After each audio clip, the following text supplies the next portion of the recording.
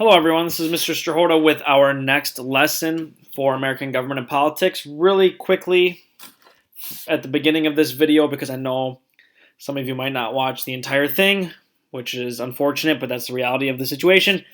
What I'm going to say is it is already May, and obviously we only have roughly a month left of school technically, and obviously we've been doing this virtually for quite some time now.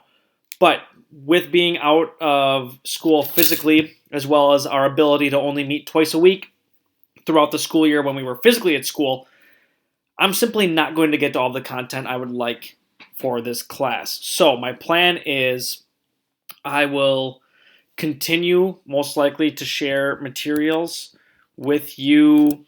Let me turn off timings.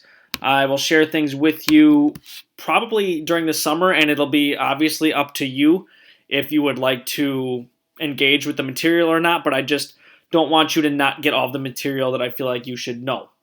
Obviously, next year, when you do the civics test, when we're back in school in person, I will obviously give you all the materials you will need to be successful on the civics test, but I still do want to give you the opportunity to continue educating yourself, especially knowing the fact that civics and understanding American government and politics is pretty important, especially since you are all United States citizens. So I will give more information and details on that moving forward, but just with pacing throughout the school year, as well as just with pacing, we've been doing virtual learning. We're just not going to get to everything I would like to. So I will give more details on that later. So to warm up today, question is, whoever gets the most votes in each presidential election wins the presidency.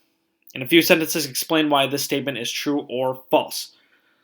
Of course, I'm just making this recording, so you're not actually here to write down some sentences, but I would assume most of you would probably say, no, that's not entirely true, and with that answer, you would be correct, because today we are going to be talking about the Electoral College.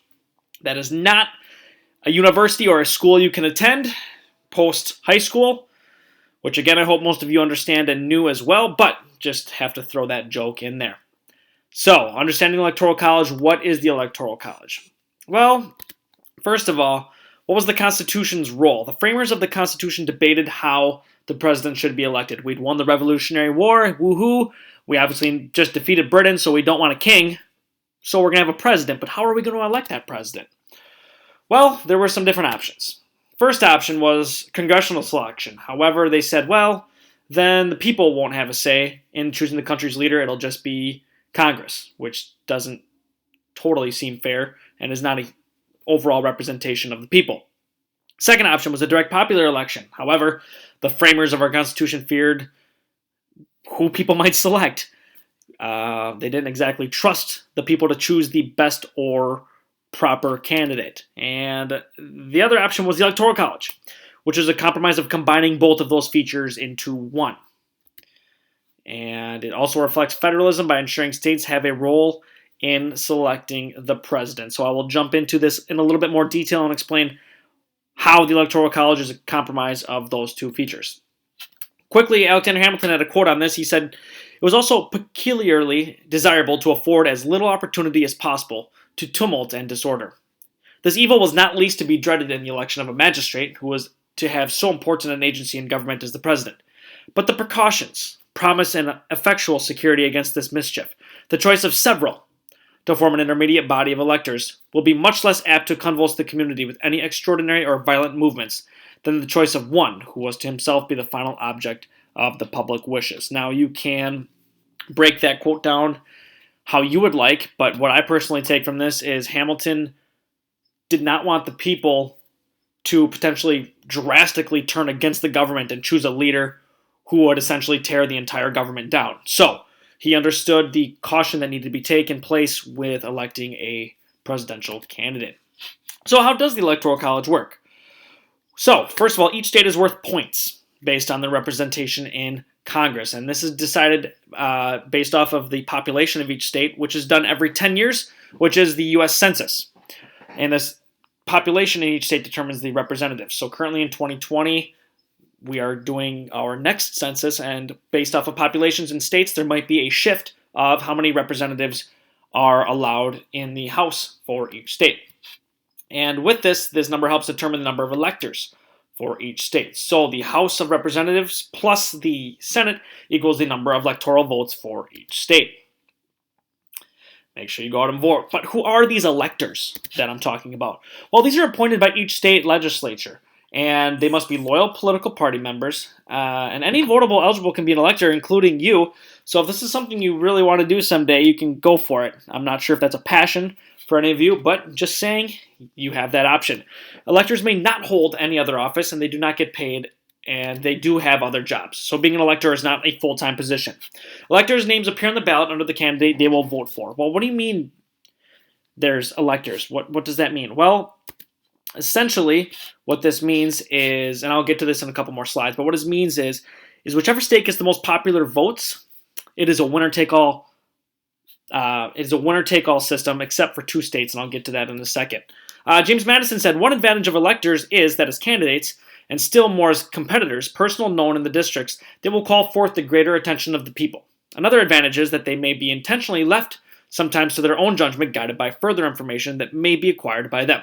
And finally, what is of material importance, they will be able, when ascertaining which may not be till a late hour, that the first choice of their constituents is utterly hopeless, to substitute in their electoral vote the name known to be their second choice. So again, whenever we read quotes from history, sometimes you can go, huh? What was just said? I will try to break this down for you. So what James Madison is essentially saying is the electors in each state might have a better representation and a better idea of what their state wants than what the votes come out to be. Now, again, very rarely, almost never, do electors choose a candidate who does not get the popular vote for the state. But James Madison is saying, look, we want the state's electors to be able to decide if they think that there's a better second choice than the first choice, that they're able to have that right to choose that vote. But again, this rarely happens. So here's a breakdown of electoral votes for each state. I will just single out Wisconsin because that's where we live. We have 10, the largest state. California, they have 55 because, again, they are the largest state. And then Texas has 38, New York and Florida 29, etc., etc. Now you will see in Nebraska, there's some circles here with 1, 2, 3, and you'll see in Maine, there's a 1 and a 2. That reason being is Maine and Nebraska are the only 2 states out of all 50 states where the popular votes can be, the electoral votes can be split based off of votes. So, for example, in Maine, in the 2016 election, President Trump actually got 1 electoral vote from Maine, and Hillary Clinton got the remaining 3 plus 1 being 4. And why that happened was because President Trump actually won one of the congressional districts. He won the popular vote in one of those districts. So Maine, based off of their rules, gave President Trump 1 electoral votes. Nebraska, President Trump got all 5 of these because he won every district. However, if, say, a candidate were to win a couple districts with the popular vote, this could be split 3-2 based off of popular votes. However, the remaining states are all winner take all. So this is how the 2016 presidential election went. As you can see, President Trump did get 1 of those electoral votes from Maine. The other 3 went to Democratic candidate Hillary Clinton. And you can see blue again, based off of our prior work in class. Blue represents Democrats and red represents Republicans. And you can see President Trump got enough of the electoral votes to win the presidential election in 2016. There are 538 total electors, and whoever wins the popular vote in each state gets all of that state's electoral votes. So in Wisconsin, we have 10 electoral votes. So if a candidate gets just 1 more popular vote, just 1. So if it's like 2 million to 2 million and 1, whoever got the 2 million and 1 gets all 10 electoral votes, which some people don't agree with because they think, well, if it's only a 1 vote difference, why does one person get all of them? Well, that's one of the arguments and one of the disadvantages, you could say, of the Electoral College. So whoever wins the electoral votes in every state, again, besides Nebraska or Maine, they get every single one of those electoral votes. To win the presidency, a candidate needs at least 270 electoral votes to win. And if no candidate reaches 270, then the House of Representatives votes to decide the president. And this can happen if enough states vote one way and enough states vote the other way, but again, this rarely happens either. So here's a physical representation of how many votes each state has. So you can see the larger the state, like California, the more squares they have here, whereas smaller states, like Montana, North Dakota, South Dakota, they are much smaller with their blocks. So the bigger the states, the more blocks you have. And you can see the breakdown of how the votes went in this particular election in 2016. President Trump got 304 electoral votes. Hillary Clinton got 227, so Trump got that necessary 270 to win. So what are some issues with the Electoral College? Well, first of all, it's possible to win the popular vote but lose the Electoral College vote, which I'll get to on the next slide. Neither Constitution nor federal law requires electors to vote according to state popular vote. So if an elector in Wisconsin, say President Trump, he did win the popular vote in 2016, but if an elector was like, you know what, I would rather cast my vote for Clinton, they are not held by law to not be able to do that, which is interesting as well. And several swing states get almost all the attention in an election year.